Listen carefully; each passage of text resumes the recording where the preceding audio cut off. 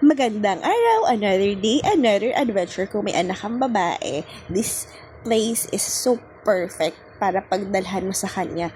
For you, magbanding kayo, o, 'di ba? Tapos minagawa na. So this is located at Kim's Mall.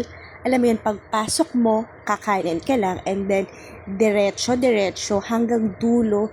Dito lang din siya sa kanan ulit. You will find Darbao Handicraft. They are open Monday to Friday at 10 a.m. to 9 p.m. Sunday to Saturday, 10 a.m. to 10 p.m. So, they have so many things to offer. So, pipiliin ko lang yung ipapakita ko kasi this one talaga, yung alam kong matutuwa yung anak ko. So, dahil nauuso yung ganitong accessories, yung cellphone holder, 'di ba? And then they also have this phone case where you can personalize. Ito yung mga available na mga anik-anik kung saan pwede mong idikit sa cellphone. Tapos they also have this mga figurine and then they are all for sale. Nakakatuwa lang yung mga colors talaga.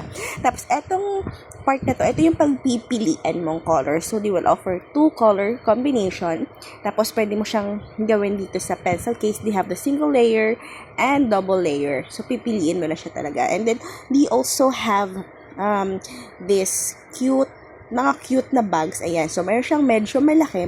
Medyo matangkad lang siya ng konti. And then, this one, ang cute kasi nga purple and yellow. Purple and gold. No, purple and yellow yan.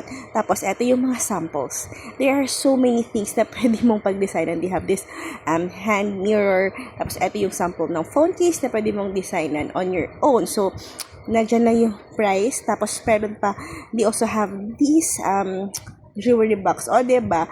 So, ito, para malayo mo yung anak mo sa gadget. And this is a perfect place to bond. O, diba? Ang ganda.